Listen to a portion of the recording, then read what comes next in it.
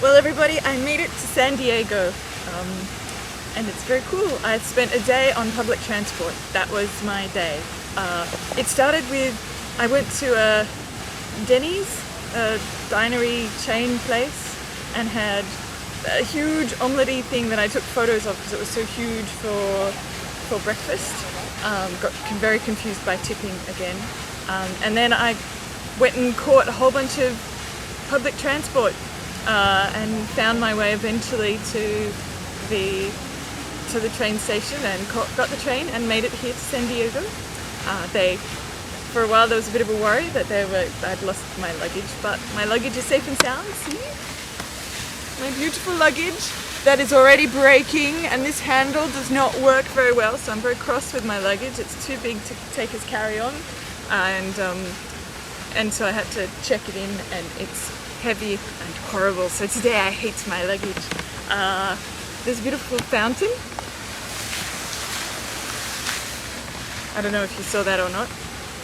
And I'm sitting here because there's this cool sign that, I don't know, it just seems really weird. I've never seen it on a public sign before.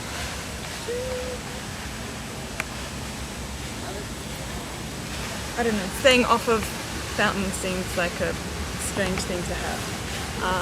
The people have been awesome. I have traveled with a Hispanic family who are just gorgeous, but now I'm confused about whether to say, and I meant to ask them but I forgot about Hispanic or Latino and what's preferred terms, and what's respectful terminology, because all my understanding of what respectful terminology comes from TV and film and stuff like that, and sometimes TV lies.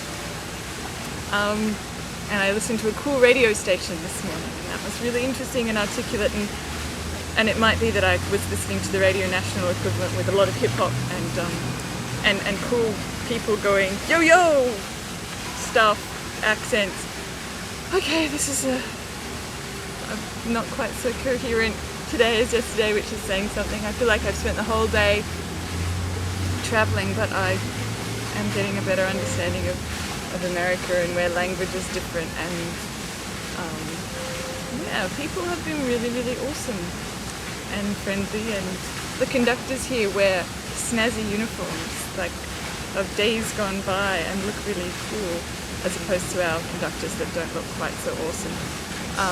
And it's really pretty, and it's very familiar in some ways because this area of California is technically classified as desert, so everything, the palm trees behind me, the massive stands of eucalypts that are everywhere, everything is non-indigenous, except for some of the bushes and stuff like that.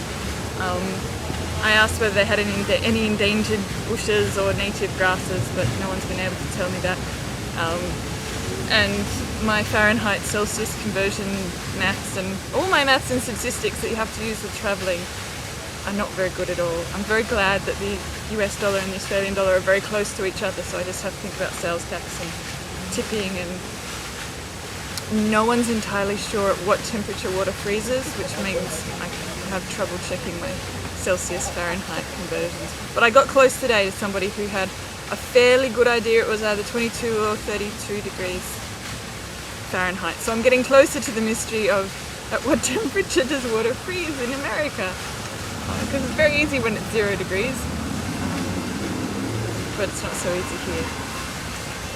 Alright, I should probably continue on before I get even less coherent, but San Diego, this screen is really small, so it's probably all going to look washed out and stuff, but it's really friendly and pretty, and everybody tells me how scary places are, and so far all the scary places I've been to so far, mostly going through on public transport, haven't been that scary at all.